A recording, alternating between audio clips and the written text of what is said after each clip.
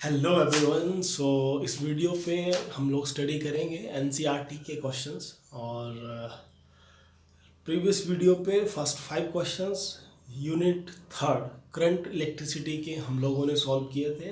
आज इस वीडियो पे question number 6 to question number 10 तक हम लोग सॉल्व करेंगे, विच मीन्स नेक्स्ट 5 क्वेश्चंस हम लोग सॉल्व करेंगे। आप लोगों का क्वेश्चंस आप लोगों की स्क्रीन पर इस साइड दिख जाएगा और मैं फ़ोन के थ्रू क्वेश्चंस रीड करके आपको 1 बाय 1 करके बोर्ड पे सॉल्व करवाऊंगा। Okay, so let's start. First जो क्वेश्चन है दैट इज क्वेश्चन नंबर 6 जो है, क्योंकि 5 तक हम लोग कल सॉल्व कर चुके थे। आज करेंगे क्वेश्चन नंबर 6। क्वेश्चन नंबर 6 क्या है? A negligible small current is passed through a wire of length 15 metre. तो वायर की लेंथ आपको गिवन है and uniform cross section area cross section is given that is 6 into 10 raised to power -7 metre square and its resistance is measured to be 5 ohm and its जो resistance है that is equal to 5 ohm. What is the resistivity of the material at the temperature of the experiment? तो आपसे resistivity पूछी गई है, which means रो आपसे पूछा है। आप लोगों को बेसिक फॉर्मूला सभी स्टूडेंट्स को ये पता होगा कि R is equal to rho L over A. So rho का जो रिलेशन है वो क्या बनेगा? Rho is equal to R, A इस तरफ ले जाए ए ओवर एल। ठीक है, सो आर की वैल्यू आपको गिवन है that is 5, area of cross section is 6 into 10 raised to power -7 and length is 15। तो 5 into देखिए 5 into 6 that is 30। This is 30 into 10 raised to power -7 over 15, तो 15 से cut कीजिए that is 2, so 2 into 10 raised to power -7। अच्छा, और unit क्या आएगी? आप लोग देखिए रेजिस्टिविटी की यूनिट क्या होगी? आर की यूनिट ओम और ये मीटर स्क्वायर और मीटर से कैंसिल कीजिए तो दैट इज ओम मीटर। ठीक है, so ohm metre, so rho will be equal to ohm metre. So answer आ गया 2 into 10 raised to power -7। Then करेंगे हम लोग question number 7।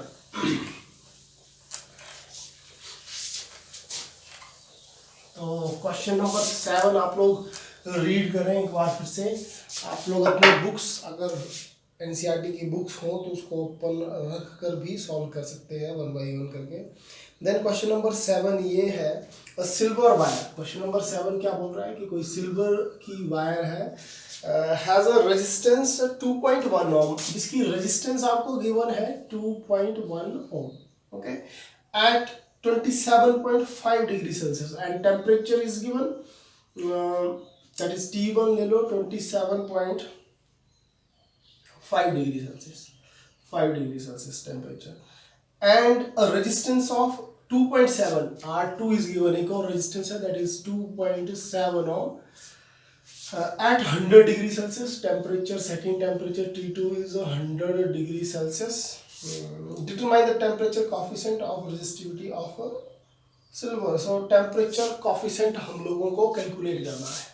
So temperature coefficient is alpha. Okay, temperature coefficient is alpha and that is equal to change in resistance, that is R2 minus R1 over original resistance and change in temperature T2 minus T1। तो ये basic formula आप लोग याद रखें। ठीक है, then आप लोगों को करना क्या होगा? R2 minus R1 which means ये माइनस करने पड़ेंगे और T2 minus T1 भी करना पड़ेगा और देन सॉल्व करके आपको आंसर मिलेगा। सो 1 by 1 करके देखिए, R2 minus R1 which means 2.7 minus 2.1 तो कितना आ गया 0.6। सो ऊपर आ गया 0.6।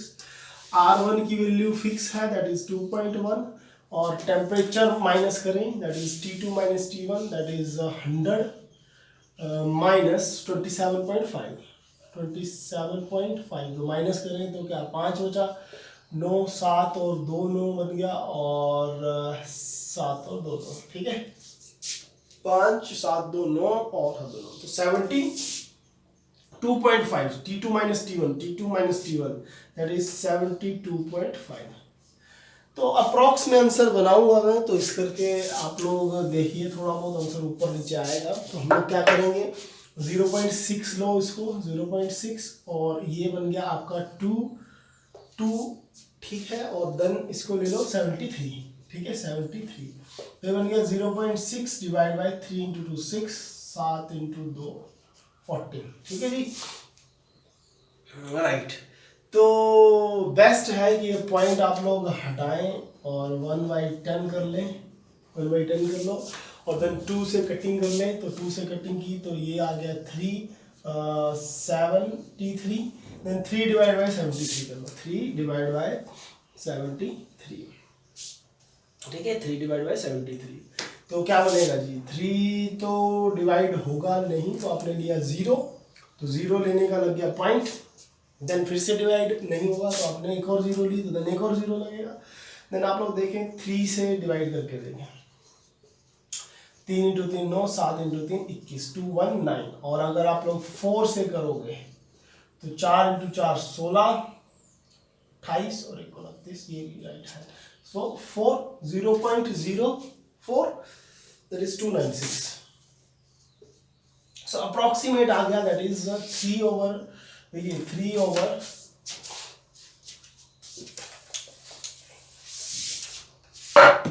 3 over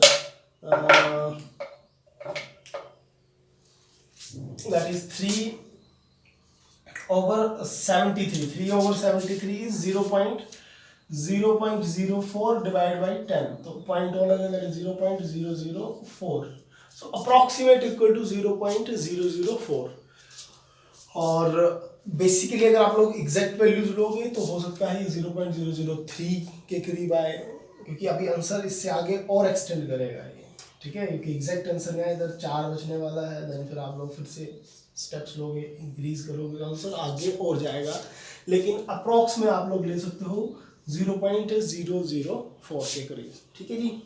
then question number 8,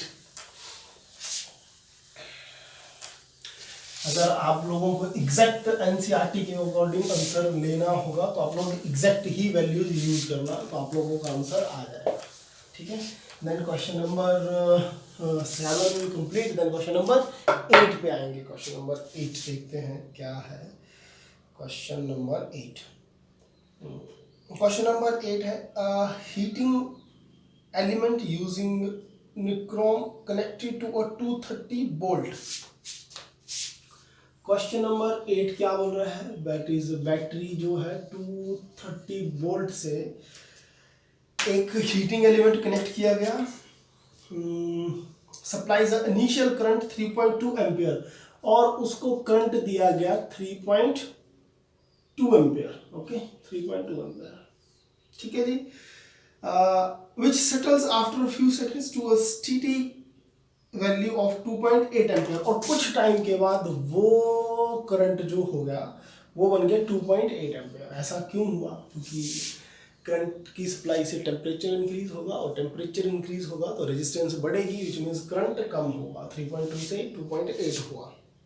what is the steady temperature of the heating element if the room temperature is 27 degree Celsius, T1 is 27 degree centigrade, T2 हम लोगों को पता करना है question, and temperature coefficient is given, that is alpha is given 1.70, 10 raised to power minus 4, 10 raised to power minus 4, okay, Celsius inverse। तो ये है जी आप लोगों का क्वेश्चन, और ठीक है, तो आप लोगों को T2 कैलकुलेट करने के लिए फॉर्मूला आप लोगों को पता होगा, टेम्परेचर कॉफिशेंट का formula, that is change in resistance, that is R2 minus R1 over original resistance into change in temperature T2 minus T1। तो देखिए अल्फा की वैल्यू आप लोग पुट कर लेंगे, T2 आप लोगों को पता करना है, T1 की वैल्यू 27 आप लोग पुट करेंगे, लेकिन R2 और R1 रेजिस्टेंस हम लोगों को फाइंड आउट करनी पड़ेगी। तो रेजिस्टेंस हम लोग देखिए इस पॉइंट से पता कर सकते हैं, क्योंकि रेजिस्टेंस पता करने के लिए V और I की वैल्यू चाहिए। सेम वे से इस पॉइंट पर भी वोल्टेज कितनी थी, वोल्टेज तो फिक्स थी, 230 वोल्ट ही सप्लाई थी, लेकिन टेम्परेचर चेंज हुआ तो आप लोगों का करंट की वैल्यू चेंज हुई।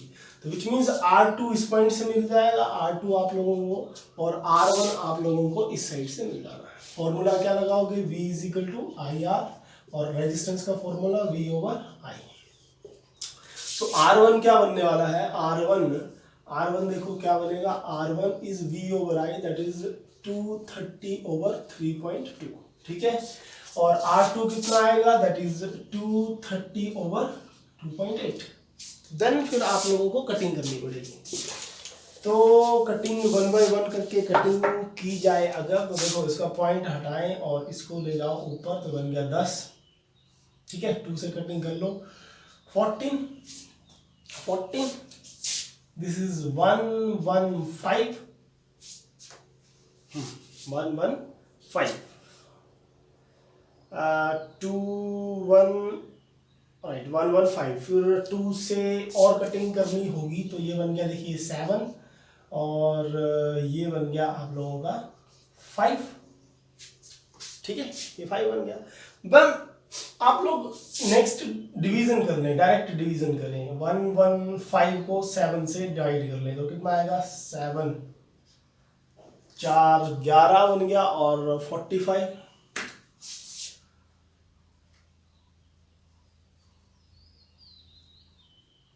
7 6, और फिर कितना बचा, 6 बन गया, फिर 45, 6 6 6 42 43 30.4, ठीक है, 16.4 के करीब, राइट।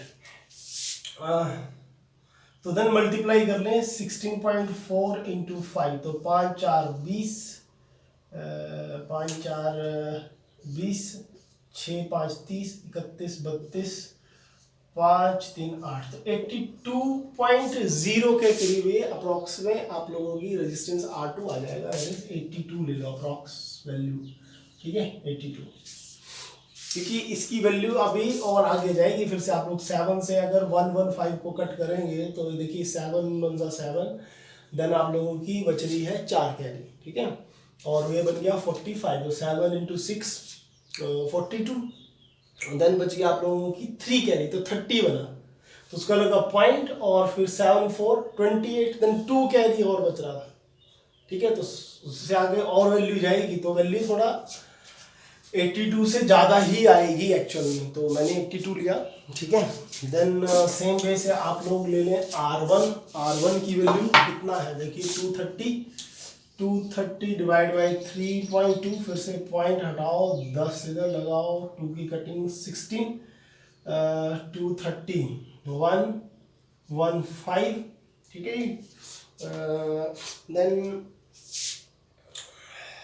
देन फिर से कटिंग कितना आएगा, 16, तो 8, और ये 5 आ गया, तो 115 को 8 से डिवाइड कर लो, 115 को 8 से डिवाइड कर लें, ठीक है। 8 इंटू 1 8, 9 10 11 3 35,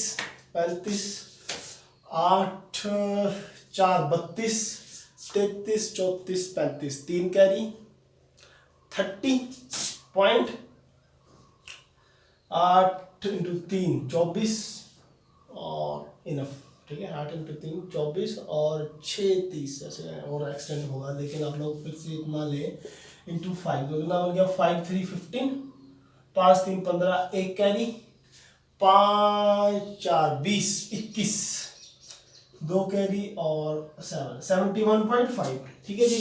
तो R1 की वैल्यू ले लो 71.5 ओम के करीब, अप्रॉक्स 71.5। तो देन फिर आप लोग, अब वैल्यूज आपके पास सारी हैं, ठीक है जी, सारी वैल्यूज बड़ी हैं, तो आप लोग क्या करोगे, अल्फा की वैल्यू देखिए 1.70 10⁻⁻⁴, और R2 माइनस R1 की वैल्यू 82, और R1 की वैल्यू 71.5, ठीक है जी, और R1 की वैल्यू 71.5, और T2 minus T1 find out करना है, तो T2 रखें, एंड T1 इज 27। तो ये है देन आप लोगों की कैलकुलेशन, ठीक है जी। तो ये है आप लोगों के लिए होमवर्क, इसके आगे सारा काम, क्योंकि आप लोगों को सिंपल ये कैलकुलेशन करने के लिए बचा है, बाकी सारा ये सॉल्व है, ठीक है। सिंपल माइनस करें, T2 कैलकुलेट करना है, तो सिंपल मैच करना बिल्कुल सिंपल ही हो जाएगा आंसर, ठीक है। देन क्वेश्चन नंबर चलते हैं हम लोग नेक्स्ट पे, और नेक्स्ट क्वेश्चन है क्वेश्चन नंबर 9, जो इंटरेस्टिंग क्वेश्चन है और जिस पर काफ़ी सीखने को आप लोगों को मिलेगा कि किस तरह से केवीएल अप्लाई किया जाएगा। तो आई होप ये क्वेश्चन नंबर 8 जो है वो आप लोग कर लोगे। अगर आप लोग करते हो तो आप लोगों का क्या आंसर आया वो कमेंट करके जरूर बताना आप लोग, ठीक है। जो भी इस वीडियो के थ्रू क्वेश्चन करेगा स्टूडेंट वो कमेंट करके बताया अपने आंसर कि ये आंसर आया। देन हम लोग करेंगे क्वेश्चन नंबर 9, ठीक है। तो क्वेश्चन नंबर 9 अगर देखें तो ओके, एक सर्किट है और किस तरह का सर्किट है देखो।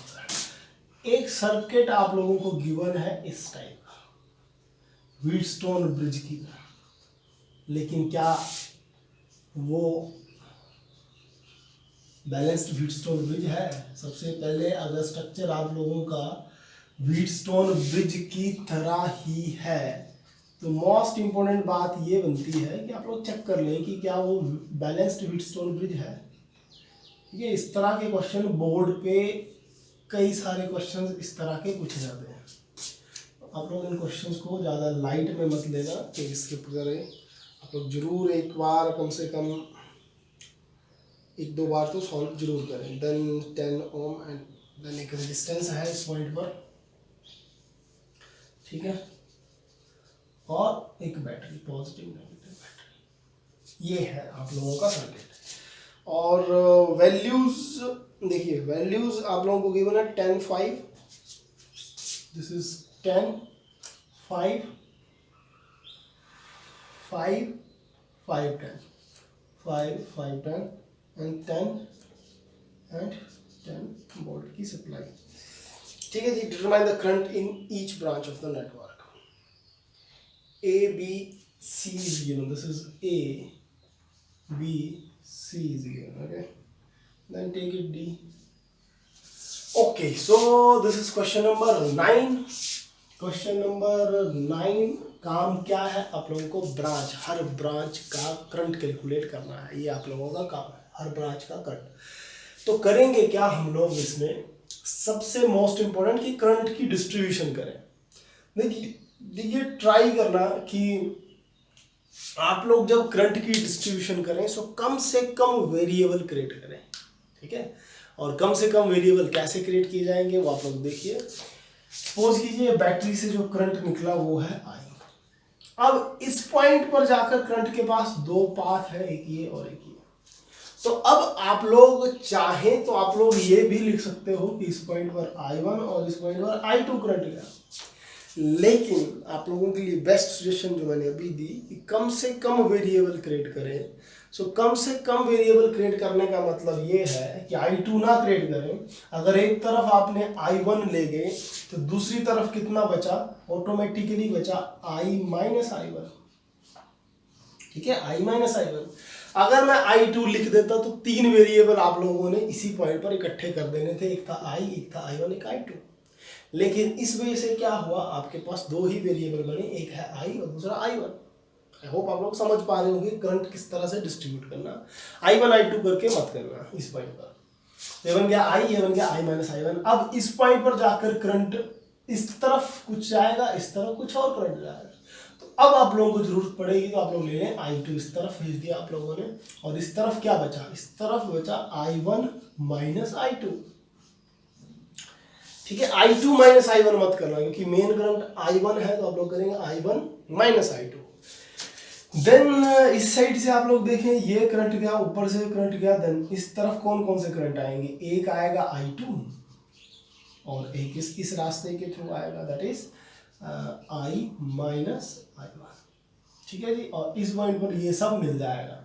तो जब ये ऊपर से ये करंट और ये करंट मिलेगा तो देखिए I2 से I2 कट जाएगा, I1 से I1 और सिंपल I आउट आएगा।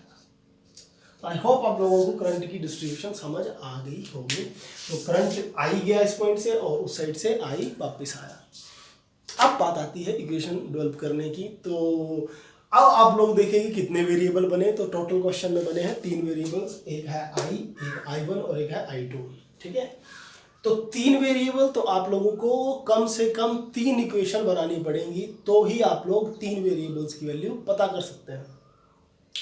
तो 3 वेरिएबल बनाने के लिए आप लोगों को 3 लूप्स लेनी पड़ेंगी। तो सबसे पहले जो हम लोग लूप लेंगे वो लेंगे ए बी डी ए।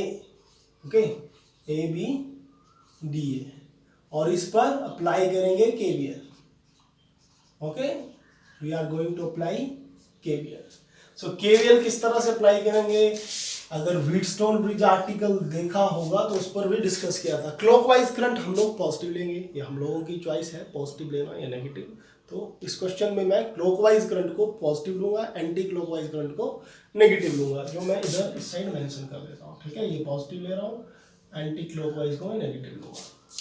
तो लूप में देखिए ए से बी क्लॉकवाइज करंट है, तो इस करके पॉजिटिव 10 I1, देन बी से डी क्लॉकवाइज करंट, तो 5 I2।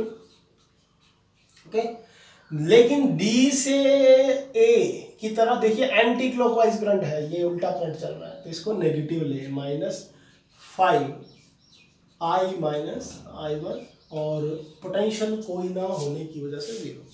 देन मैथ्स लगाकर इस इक्वेशन को ओपन करें, देखिए 10 I1, 5 I2, 5 I and minus minus plus 5 I1 equal to 0। Then ये I1 है, ये भी I1, तो ये बन गया 15 I1। I2 सिंपल एक ही बार है, तो 5 I2, then -5 I equal to 0।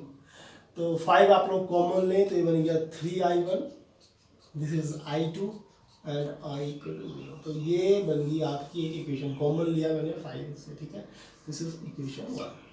ठीक है, देन लूप हम लोग सेकंड ले लेते हैं B C D B. Okay, loop B C D B. So loop B C D पर करना क्या है, के बी एल अप्लाई कर रहे हैं, बार बार लिख देता हूँ, चलो के बी एल। सो फिर से क्लॉकवाइज करंट पूरे क्वेश्चन में सेम चलेगा। अगर एक लूप में क्लॉकवाइज पॉजिटिव, तो पूरे क्वेश्चन में क्लॉकवाइज पॉजिटिव लिया जाएगा। तो ये बन जाएगा 5 I1 माइनस I2, देखिए 5 I1 माइनस I2, देन ये this is negative current, D to C चल रहा है, अगर क्लॉकवाइज ये था, है ना। अगर C से D की तरफ आता तो क्लॉकवाइज, ये जा रहा है D से C, तो एंटी क्लॉकवाइज, तो -10, और करंट की वैल्यू ये which is I2 plus I minus I1, और D2V अगेन एंटी क्लॉकवाइज, तो -5 I2 is equal to 0। Okay, then open करें, ये बन गया देखिए 5 I1, 5 I2, -10 I2, -10 I plus 10 I1, minus minus plus 10 I1, -5 I2 is equal to 0। फिर से simple maths, I1 करें इकट्ठे, तो ये है I1 और ये है I1, तो ये बन गया 15 I1। ओके, और I2 देखें, ये और ये, तो ये बन गया 10 5 15 और 5 20, -20 I2, and then -10 I, this is again equal to 0, taking again 5 common, so equation will become 3 I1, 4 I2, -2I is equal to 0, -2I equal to 0। so ये बन गई इक्वेशन नंबर 2। ठीक है जी, तो मैं क्या करूंगा, बोर्ड थोड़ा स्पेस कम, इस करके इक्वेशंस मैं इकट्ठी करके रखता हूँ सारी इक्वेशंस। सो इक्वेशन नंबर 1 मेरी थी 3 I1 I2 minus I equal to 0, ये है equation 1। Okay, this is 1, 3 I1 I2 minus I equal to 0, और सेकेंड इक्वेशन बनी 3 I1 minus 4 I2, 2I is equal to 0। Okay, this is equation 2। देन आते हैं equation number 3 के ऊपर, और 3 के लिए एक और लूप लेंगे। तो लूप मैं लूंगा ए डी सी और ए, ठीक है। ए से चलेंगे डी, डी से सी, और सी से इस रास्ते के थ्रू ए तक आ जाएंगे। तो इस लूप को ले लेंगे। सो लूप कौन सी, A D C A, KVL apply करना है। तो क्लॉकवाइज फिर से पॉजिटिव, तो क्लॉकवाइज हुआ ये साइकिल, ठीक है। सो ए से डी क्लॉकवाइज करंट, ये बन गया 5i minus i1 plus D to C again clockwise 10i2 plus i minus i1। और इस लूप पर आपको कुछ सीखने को मिलेगा, i2 plus i minus i1। Then इस पॉइंट से देखिए ये है बैटरी, इसका मैं बताऊंगा क्या करना है, लेकिन बैटरी से आगे ये रेजिस्टेंस है। तो पहले रेजिस्टेंस फिर से ट्रीट करें, और करंट इस पॉइंट पर देखिए बैटरी से पॉजिटिव से नेगेटिव क्लॉकवाइज ही करंट है, तो आप लोग लिखेंगे 10i, और इक्वल टू के दूसरी तरफ लिखी जाएगी बैटरी। लेकिन मोस्ट इंपोर्टेंट पॉइंट देखना, बैटरी लिखेंगे किस तरह से। हम लोग चल रहे हैं क्लॉकवाइज, विच मीन्स ए से डी आई, डी से सी, और सी से इस रास्ते से आकर ए की तरफ। जैसे ही सी से चलेंगे तो पहले आएगा नेगेटिव टर्मिनल, फिर आएगा पॉजिटिव। तो फाइनल आपने पॉजिटिव की तरफ कदम रखा, नेगेटिव से पॉजिटिव, तो बैटरी 10 पॉजिटिव। अगर सपोज कीजिए इस पॉइंट पर बैटरी लगी होती नेगेटिव, इस तरह से उल्टा, मतलब ये पॉजिटिव होता है नेगेटिव, तो आप -10 लिखते हैं। या आप लोग इस रास्ते के थ्रू आते, इस रास्ते के थ्रू, तो आप लोगों को -10 लिखना। विच मीन्स ओवरऑल पॉइंट की बात ये है कि 10 वोल्ट आपका पॉजिटिव आएगा। फिर से आप लोग सॉल्व करें, क्या बन गया 5i minus 5i1 plus 10i2 plus 10i minus 10i1 plus 10i is equal to 10। Okay, then rule जो हमने पैटर्न बनाया, i1 सबसे पहले इकट्ठा कर लेते हैं। सो i1 और ये i1, ठीक है जी, विच इज 15 माइनस का 15 i1। फिर i2 इकट्ठा करें, ये है i2, बस ये ही है i2, 10 i2। देन i1 इकट्ठा करें, देखिए 10 और 10 20, 20 और 5 25, that is 25i is equal to 10। Okay, then common, right, then common लें तो कितना बन गया, that is 3 times of i1, 2 times of i2, 5i is equal to 2। तो ये बन चुकी है हम लोगों की equation number 3। Okay, equation number 3। अब 1 बाई 1 करके सारी इक्वेशंस हम लोग सॉल्व करेंगे। तो 1 बाई 1 करके सारी इक्वेशन सॉल्व की जाएगी, और इस इक्वेशन को आप लोग किसी पॉइंट पर कलेक्ट कर लेंगे। थोड़ा लेंथी है क्वेश्चन, क्योंकि बेसिक मैथ्स जिसका अच्छा होगा उसके लिए तो इजी है, बाकी तो फिर उसको बस केवीएल अप्लाई करना आना चाहिए।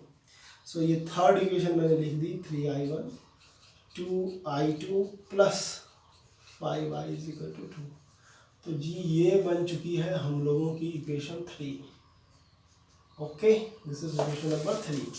तो अब क्या करना होगा, 3 वेरिएबल की इक्वेशन है, तो आप लोगों को चेंज करनी होगी ये 3 वेरिएबल से 2 वेरिएबल्स में। तो क्या मेथड क्या है, 3 to 2 क्या करना पड़ेगा, ये और ये इक्वेशन ले, फर्स्ट एंड सेकंड। तो देखो किस तरह से सॉल्व करेंगे, देखिएगा। फर्स्ट मैंने लिखी, that is 3i1 plus i2 minus i equal to 0। Second लिखो 3i1 minus 4i2 minus 2i is equal to 0। तो सॉल्व करें, और फर्स्ट और सेकंड की, देन थर्ड को भी इन्वॉल्व कर लें, ठीक है, थर्ड को कर लो।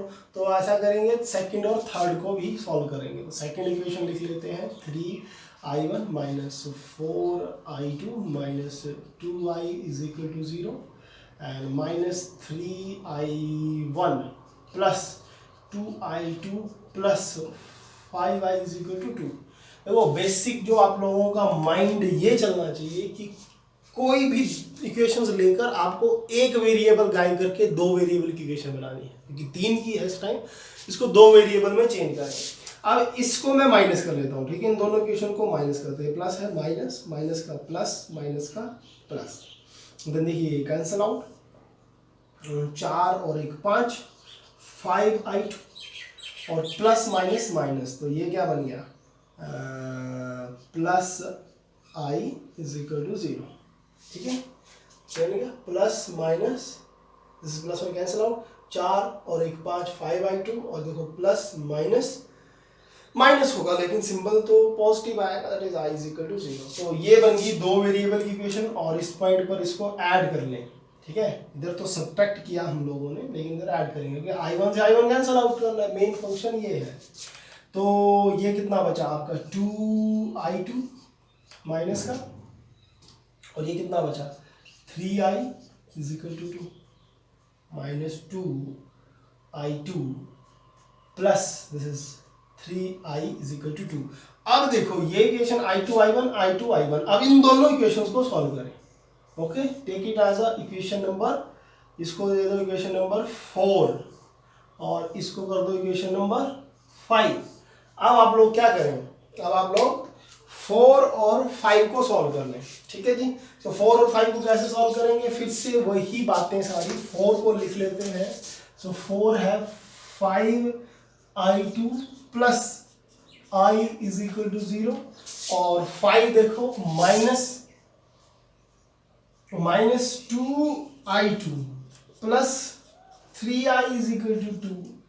अब बेसिक बात देखना आप लोग, अगर मेरे को ये इक्वेशन सॉल्व करनी होगी तो इनका कॉफिशेंट इक्वल होना मस्ट है। तो इस इक्वेशन के कॉफिशेंट इक्वल करने के लिए देखो इधर 3i है, इस पॉइंट पर 3 लाने के लिए मैं इस इक्वेशन को 3 से मल्टीप्लाई कर देता हूँ, तो फिर ये कुछ और बन जाएगी, ठीक है, इसको 3 से मल्टीप्लाई कर लें। सो 3 से मल्टीप्लाई करने पर क्या बनेगा 5 into 3 15i2 plus 3i is equal to 0।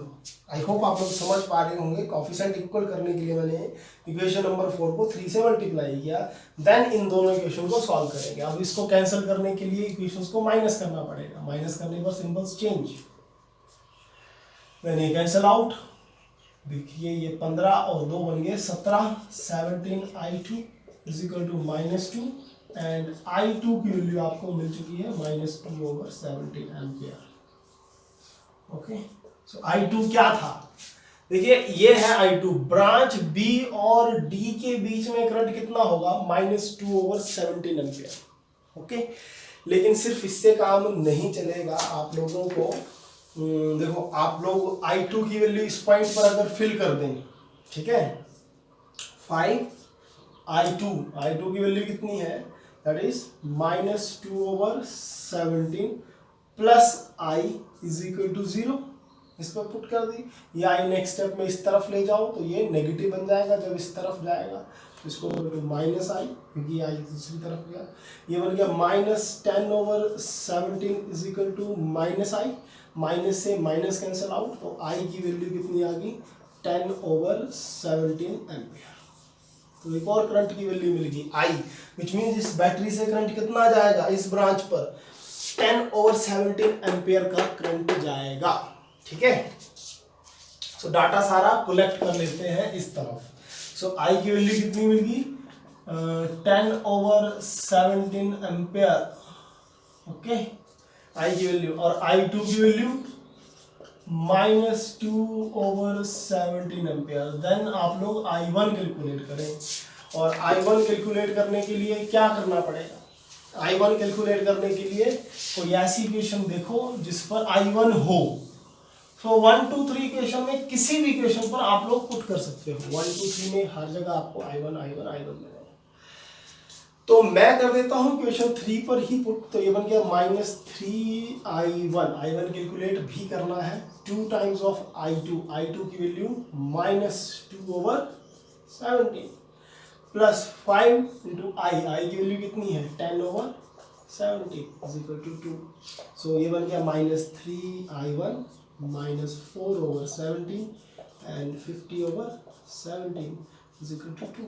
So -3i1 और एलसीएम कितना मिलेगा आप लोगों को 17 और -4 + 50 is equal to 2। I hope आप लोगों को क्वेश्चन समझ आ रहा होगा। लेंथी क्वेश्चन जरूर है लेकिन इंटरेस्टिंग भी है। इस क्वेश्चन की हेल्प से आप लोग हर ब्रांच का करंट निकालना सीख रहे हैं, which is most important. Okay, अगर आप करंट निकाल सकते हैं तो आप लोग ड्रॉप भी कैलकुलेट कर सकते हैं। हालांकि वो पूछा नहीं है लेकिन आप लोग ड्रॉप भी पता कर सकते हैं कि ए बी रेजिस्टेंस के अक्रॉस कितना वोल्टेज का ड्रॉप होगा, कि फॉर्मूला लगाओ V इक्वल टू IR। सो देखिए इससे आगे क्या बन गया, -3I1 और ये 17, तो ये बन गया -4 + 50 इज इक्वल टू, ठीक है जी। तो ये बन गया -3I1 और 46/17 इज इक्वल टू 2, क्योंकि 50 से अगर 4 माइनस करेंगे तो 46 ही बचेगा। देन ये बन गया -3I1 is equal to 2 minus 46/17। Then और मैथ्स लगाएं तो ये बन गया 17 × 2 34 minus 46/17। Okay, then -3I1 is, मैंने कैंसिल आउट करें, माइनस करें तो माइनस ही आएगा, 46 बड़ा है तो 34 और 10 बन गया 44, 12 -12 बचा, -12/17। सो माइनस से माइनस कैंसिल आउट, 3 × 4। सो I1 की वैल्यू आप लोगों को मिल चुकी है, that is 4/17। Okay, so I1 की वैल्यू 4/17। तो इस तरह से हम लोगों ने 3 करंट कैलकुलेट कर लिए हैं, 3 करंट I1, I2। लेकिन आप लोग अगर अच्छे से क्वेश्चन को अंडरस्टैंड करेंगे तो आपसे पूछा गया हर ब्रांच का करंट बताएं, ठीक है, हर ब्रांच का करंट बताएं। तो इसके आगे जो बचेगा काम वो आप लोगों के लिए होमवर्क। किस तरह से, मैं थोड़ी हिंट दूंगा आगे क्या करने को आप लोगों के लिए बच रहा है। जैसे कोई बोले ब्रांच AB का करंट, तो AB के बीच में करंट क्या था, I1, जो हम लोगों ने कैलकुलेट कर लिया 4/17, ठीक है। लेकिन मैं बोलूं branch BC, branch BC, B से C, तो उसमें क्या करंट है, I1 माइनस I2। तो करना क्या होगा, I1 की वैल्यू देखिए 4/17 माइनस I2 कितना है, -2/17, ठीक है। तो कितना बन गया, that is 4/17 plus 2/17 which is 6/17 ampere. तो इस तरह से आप लोगों को बाकी ब्रांचेस, सारी ब्रांचेस के करंट कैलकुलेट करने होंगे, जो easily simple I1, I2, I3 से पता हो जाएगा, ठीक है। जैसे ब्रांच DC के बीच में अगर करंट कैलकुलेट करना होगा, ब्रांच DC के बीच में, तो क्या होगा, I2 plus I minus I1। तो वो आप लोग I2, I और I1 की वैल्यूज डालें, आप लोगों को ब्रांच का करंट मिल जाएगा, ठीक है। सेम वे से AD के बीच में भी ब्रांच का करंट मिल जाएगा। देन जो क्वेश्चन नंबर 10 है वो आप लोग मीटर ब्रिज की इसी टॉपिक का, करंट इलेक्ट्रिसिटी का प्लेलिस्ट में जाकर अगर आप लोग मीटर ब्रिज, करंट इलेक्ट्रिसिटी करके मीटर ब्रिज मिलेगा, तो उसी मीटर ब्रिज में जाकर क्वेश्चन नंबर 10 मैंने सॉल्व किया है, क्योंकि मीटर ब्रिज टॉपिक से वो रिलेटेड था। तो उस वीडियो में आपको मीटर ब्रिज की थ्योरी मिलेगी, देन आपको वो टॉपिक मिल जाएगा। सो आई होप आप लोगों को question number 6 to question number 10 अच्छे से समझ आए होंगे। नेक्स्ट क्वेश्चन हम लोग नेक्स्ट वीडियो में करेंगे। Thank you.